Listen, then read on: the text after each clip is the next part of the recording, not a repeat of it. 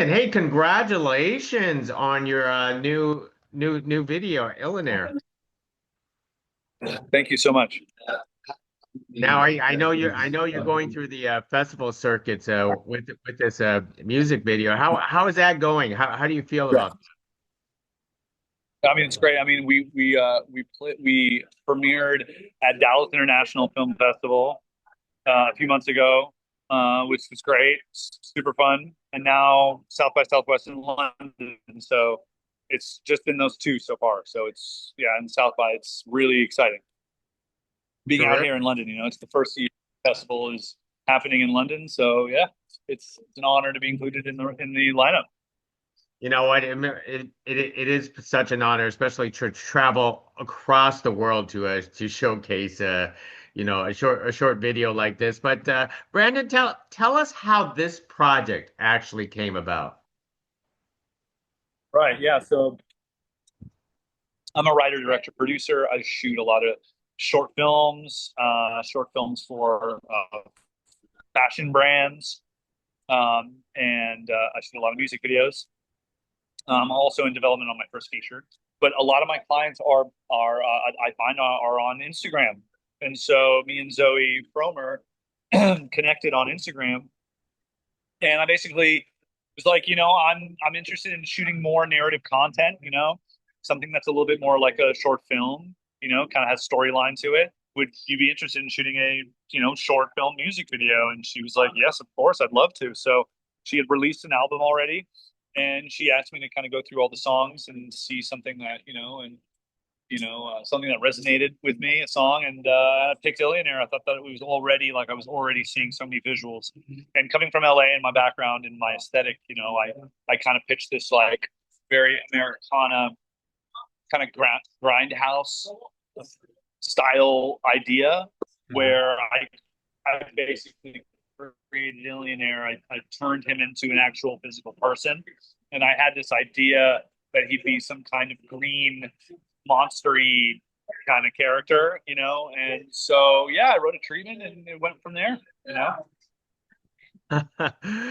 Well, first of all, let me start with Zoe herself because you discover her through online through social media, or did you know her before? Oh no, I didn't know who she was. I think I probably saw an ad on Instagram, and I just liked her look and I liked her vibe, and I just reached out to her. I DM'd her, and then yeah, I guess she really liked mine as well, and we just connected. And that's kind of how the project. It happened really fast. I mean, we connected really quickly, and we were totally on the same page.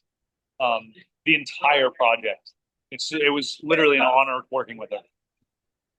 Now, you went through her album and then you settled down with that song Illionaire.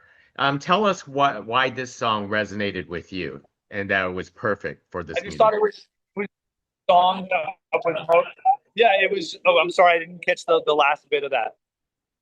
I was saying, well, What was the last part of your question? why did this song, resonated with you? Yeah, I just feel like it was my favorite song on the album, and then also I just immediately I usually like to make videos for songs that are exciting and fast, and then like I said, I immediately started seeing visuals for the song. I'm a very visual person. I close my eyes and I can just see visuals. So yeah, I just with this song specifically, I was just like, well, this is an exciting, fun song. I could easily, yeah, that's kind of how it went about. Now, this character Illionaire, with his unique green look, but you also had to create a very unique personality for this. Tell us about creating this character, to showcase in a short video form because Yeah. he's funny but yet he's a bully instead. Yeah. Well, I mean, the song itself was written, from Zoe's like experience dealing with someone who wronged her, right? And initially, initially my first concept for the film was that he was going to that he had stolen all this money, and so just by the just you know, because of the fact that he was associated with money, his name is Illionaire, like billionaire or something. I just thought that he should be green, that he should be like this green, disgusting, money driven person. I'm so happy that the money element left, and we didn't end up doing that whole money element. And the reason was because the original concept was that Zoe eventually catches up to Illionaire and burns his money Hmm. in a huge fire. And just because of budget constraints, I had to figure out a way to not use real fire. And so we decided also, okay, if we're going to CGI the fire, then we can burn him. Why don't we burn him? And then money is also kind of, I've seen it before, and so this was so much more interesting. And now the film ended up being the Illionaire steals the pacifier from the pony. And that came about because my costume designer, Bindi, he was just my costume designer. I saw her Instagram, and for her side hustle, she has pony rides. She does pony rides. That's her pony. And I saw that on her Instagram. I was like, "Can we have the pony? Like, can we use the pony in the video?" And she's like, "Yes, of course." So it just yeah. And then I don't even remember how I came up with the that the pony has the pacifier. I don't remember, but we had that made. She actually made that pacifier from like paper mache or something. I don't even know how she made it. But anyway, I think that conflict and constraints and restraints are always very helpful in creating good art. So I think it's always a blessing in disguise when you have to like navigate issues and problems. Always becomes better. So true, so true. Now, Ellinaire's look is quite unique for this film, and kudos to your makeup artist. Tell us about coming up with that look and going with the practical for the makeup with Illinaire and the others in this film. Yeah. Yeah. So when I wrote the treatment, it was a combination of of images from films that I love that I was using as reference, and I was using AI. So to create the treatment, there's no AI in the film at all. But just for the treatment, I have to write a lot of treatments these days, and it's easy to when I'm writing all these treatments to use AI as a tool. That's it. So it was a really beautiful collaborative experience between me and AI, coming up with these characters, the looks of these characters. I would prompt the AI saying like, I want an old man with green hair and green suit or whatever. And I would say the same thing about the demons. I want these demon girls, punk rock demon girls. And then it would kind of just like spit out these images. And some of them were just like, I think like they were so perfect, so spot on that I was like, it has to look exactly like this. With Illionaire and we were able to pull it off. I mean, if I showed you the treatment, you'd be like, oh my God, you knocked it out of the park. I mean, it's exactly the treatment. So, and then I don't remember how I came up with the pregnant demon girl. I don't remember how that happened either. But anyway, yeah, it was a collaborative experience. And Nicole, our makeup artist, prosthetics person is super, super talented. It took a long time to get the prosthetics on, about 5 hours, 5, 6 hours. So we had to start super early that day. And then, by the way, we shot the whole thing in one day, which is like insane.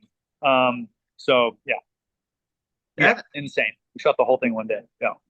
that is quite insane. That sounds quite challenging, especially the fact that you have to get the scene set up at that restaurant, driving, and you're out in the middle of nowhere in Lancaster, outside the desert of Los Angeles. Yeah, exactly. Yeah, exactly. So we had to get the whole casting crew out to Lancaster, and yeah, just incredible. I mean, something like this that inspires people, like a project like this that's inspiring, because it's so kooky and crazy. A lot of people are willing to work the long hours and drive out there, and because of also how Hollywood right now is like going through a lot of bad shit. Like, I think people are not working as much and are more willing to, you know, um, like sacrifice the comfort to make something special. So Now, you being a short filmmaker yourself, is an approach towards a music video quite different, or do you always approach it as if it's a short film? You, you need me to repeat that? I approach everything that I shoot the same. It doesn't matter if it's a film or it's a music video or film. Oh, can you hear me? Yeah, I could hear you. You're kind of cutting a bit out. Can you hear me now? Yeah, I could hear you. I could hear you. Can you hear me? Yeah, I could hear you. Hello? Hello? Okay. Yeah, yeah, I approach, I, yeah, I approach each piece that I direct. It doesn't matter if it's a music video or a short film or anything like that. I approach them exactly the same. It's a shoot at the end of the day, you know? So, yeah, I mean, every shoot needs a treatment and a script, and I produce all my shoots as well. So, yeah, I mean, every shoot needs insurance. Every shoot needs a cameraman, a cinematographer, depending on what, sometimes I'm the cinematographer if the budget is too small. Uh, Locations, whatever it is, hair and makeup. I approach them all the same.